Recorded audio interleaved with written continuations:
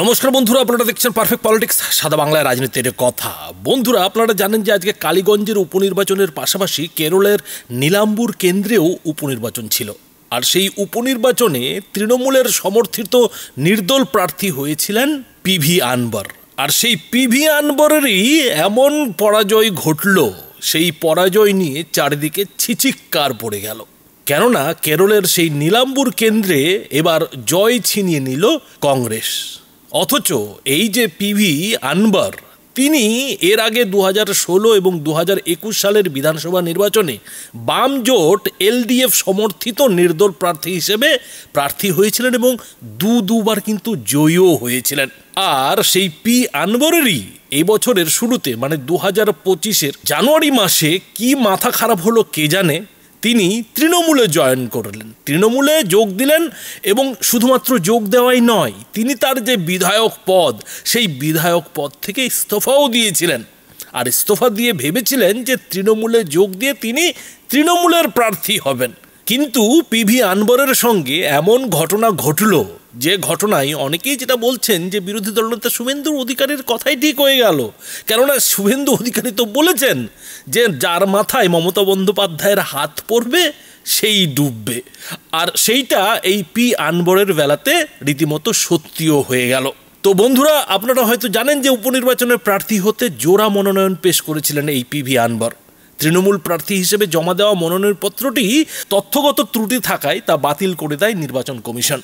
তবে তিনি দমবার পাত্র নন, তিনি দমে যাননি। তিনি নির্দল প্রার্থী হিসেবে যে মনোনয়নপত্রটা জমা দিয়েছিলেন, সেই মনোনয়নপত্রের ভিত্তিতেই তৃণমূলের সমর্থনে নির্দল প্রার্থী হয়ে উপনির্বাচনে লড়াই করেছিলেন। আর আজকের যে ভোটের ফল, সেই ভোটের ফল যেটা বলছে যে কেরালার নীলাম্বুরের গত দুবারের বিধায়ক এই পিভি আনবর উপনির্বাচনে একেবারে ঘেটে ঘ হয়ে গেছেন। একেবারে রীতিমতো কংগ্রেস এবং সিপিএমের প্রার্থীরও নিচে নেমে গেছেন। কংগ্রেস যেখানে এই উপনির্বাচনে জয়ী হয়েছে, সেখানে সিপিএমের প্রার্থী কিন্তু দ্বিতীয় নম্বরে রয়েছেন। আর এই তৃণমূল সমর্থিত পিভি আনবর তৃতীয় স্থানে শেষ করেছেন মোটে 20,000 ভোট নিয়ে। মানে বুঝতেই পারছেন যে আরেকটু হলে রীতিমতো জমানত জব্দ হতো এই তৃণমূল সমর্থিত পিভি আনবরের। বন্ধুরা, এখানে খেয়াল করার যেটা বিষয় হলো যে 2026 সালে বাংলার সঙ্গেই মানে পশ্চিমবঙ্গের সঙ্গেই কিন্তু কেরলেরও বিধানসভা নির্বাচন হওয়ার কথা।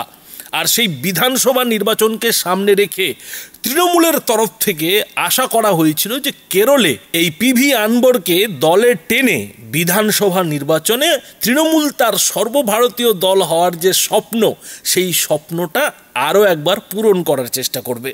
তৃণমূলের তো বহুদিন ধরে সর্বভারতীয় দল হওয়ার স্বপ্ন, এবং সেই স্বপ্নের ভিত্তিতেই এই অভিষেক বন্দ্যোপাধ্যায়কে তৃণমূলের সর্বভারতীয় সাধারণ সম্পাদক করে রেখেছেন তৃণমূল নেত্রী মমতা বন্দ্যোপাধ্যায়। কিন্তু এর আগে গোয়া থেকে শুরু করে অসম, মেঘালয়, মণিপুর সব জায়গায় তৃণমূলের তরফ থেকে হাত মারা হয়েছে, কিন্তু তাতে কাজের কাজ কিছু হয়নি। বরং যবে থেকে অভিষেক বন্দ্যোপাধ্যায় তৃণমূলের সর্বভারতীয় সাধারণ সম্পাদক হয়েছেন, তবে থেকে তৃণমূলের সর্বভারতীয় দল হওয়ার যে স্বপ্ন, সেই স্বপ্ন বিষবাও জলে চলে গেছে। এর আগে উত্তর পূর্ব ভারতে তো তৃণমূল তাও 4-5টি বিধানসভা আসনে জয়ী হতে পেরেছিল। পি সাংমাকে দলে নিয়ে তাকে সমর্থন করে তৃণমূল উত্তর পূর্ব ভারতের 3টি রাজ্যে মোটামুটি তাও মুখ রক্ষা করেছিল। কিন্তু যবে থেকে এই অভিষেক বন্দ্যোপাধ্যায় তৃণমূলের সর্বভারতীয় সাধারণ সম্পাদক হয়েছেন, তবে থেকে যেটা দেখা যাচ্ছে যে তৃণমূলের সর্বভারতীয় দল হওয়ার যে স্বপ্ন, সেই স্বপ্ন কোনোভাবেই সফল হচ্ছে না। এমনকি গোয়াতে ভোটকুশলী প্রশান্ত কিশোরকে সঙ্গে নিয়েও অভিষেক বন্দ্যোপাধ্যায় কোনো দাঁত ফোটাতে পারেননি।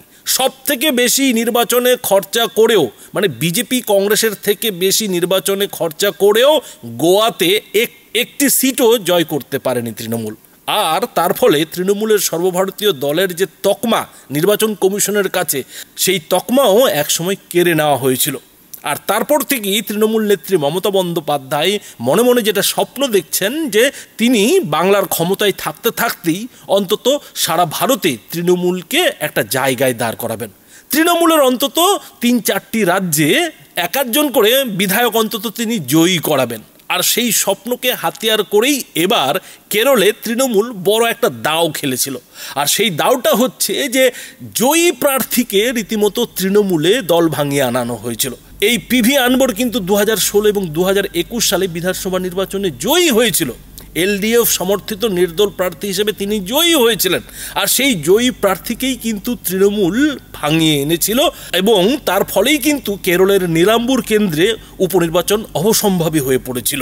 অর্থাৎ বলতে গেলে তৃণমূলের কারণেই কেরলে উপনির্বাচন এবার হয়েছিল।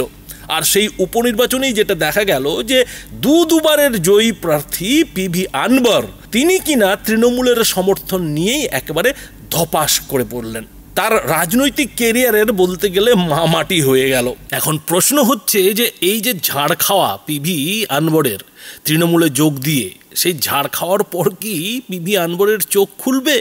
অন্যান্য নেতাদের মতো করেই কি তিনিও তৃণমূল ছাড়বেন? কেননা তৃণমূল নেত্রী মমতা বন্দ্যোপাধ্যায়ের কপাল এতটাই খারাপ যে তিনি যতবারই বাইরের রাজ্যে দল গড়েন ততবারই তার প্রার্থীরা হারে, আর হেরে যাওয়ার পর তৃণমূল ছেড়ে আবারও পুরনো দলে ফিরে যায়। আর সেই রকমই সম্ভাবনা কোথাও এই যে পিভি আনবর কেরলের এলডিএফ সমর্থিত নির্দল নেতা এর আগে ছিলেন, তিনি ফের ঘুরে ফিরে যে এলডিএফ এর সমর্থন নেবে না তার কিন্তু কোনো নিশ্চয়তা পাওয়া যাচ্ছে না। ফলে বন্ধুরা বুঝতেই পারছেন যে তৃণমূলে যোগ দিয়ে ভিন রাজ্যের নেতাদের কি দুর্দশা হচ্ছে। তবে বন্ধুরা একটা কথা বলতেই হবে যে আজকে কালীগঞ্জে যেভাবে বাম সমর্থিত কংগ্রেস প্রার্থী রীতিমতো তৃণমূলের কাছে হাঁটু গেড়ে বসেছেন, তার কোথাও যেন একটা পাল্টা, তার কোথাও যেন একটা বদলা কংগ্রেস কিন্তু এদিন কেরালাতে তৃণমূলের উপর নিয়ে নিল। তবে সবথেকে লজ্জার ব্যাপার হচ্ছে বামপন্থীদের জন্য। বামপন্থীরা আজকে বাংলাতেও হেরেছেন, কেরালাতেও হেরেছেন। কেরালাতে তাদের প্রার্থী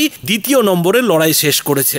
আর এখানেই কোথাও যেন রাজনীতির আসল খেলাটা প্রকাশ্যে চলে এসছে। একদিকে পশ্চিমবঙ্গে যখন কংগ্রেস এবং সিপিএম একই সঙ্গে প্রার্থী দিচ্ছে, উল্টো দিকে কেরালাতে কংগ্রেস আলাদা করে প্রার্থী দিচ্ছে, সিপিএম বা বামপন্থীরা আলাদা করে প্রার্থী দিচ্ছে।